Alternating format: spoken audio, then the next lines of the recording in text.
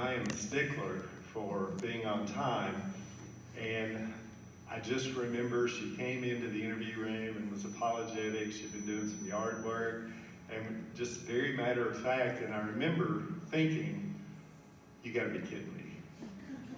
And then I thought, first impressions are not always right. Listen to her.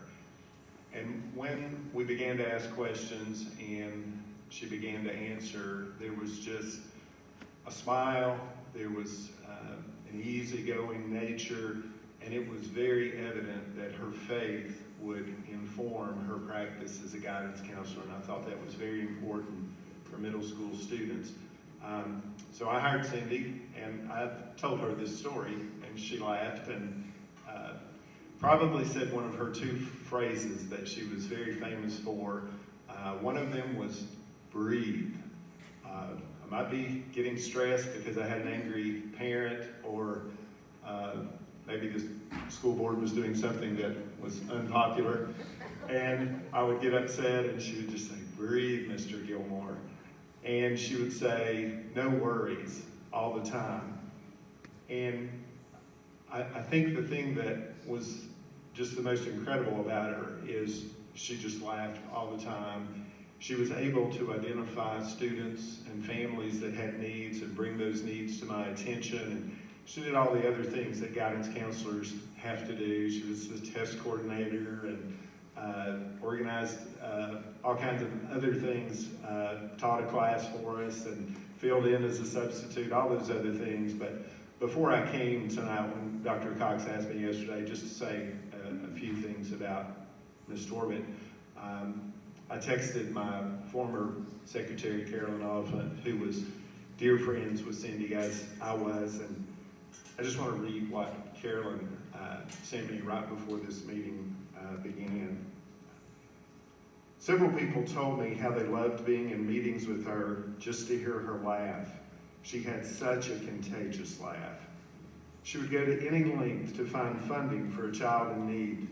Her Sunday school class was constantly loading her with snacks, supplies, gifts for kids, because we were not a Title I school and there was not much funds for benevolence. If she couldn't get something, it always came out of her own pocket. She was one of the most generous people I ever met. I got to the point where I wouldn't tell her about some new things or things that I liked because it would appear on my desk or in my car. She loved to make her own cards or notes for kids who made a sports team or good grades or just needed encouragement. She had a machine that she would make personal notes and put in and on lockers for students. Her heart was always to build others up. She even made those clay, bake in the oven, de-stressing rocks for kids who got anxious so they could hold it in their hand and rub it to calm down. She was not just a talking counselor, she was such an action counselor. So tonight, with our moment of silence, I hope you will, if you knew her, that you'll remember her fondly, and if you didn't, that you will try to emulate her, and that you'll remember in stressful times to breathe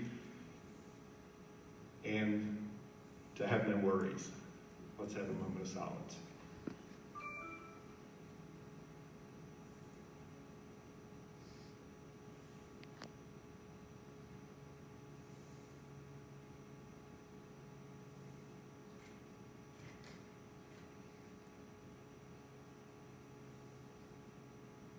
Amen.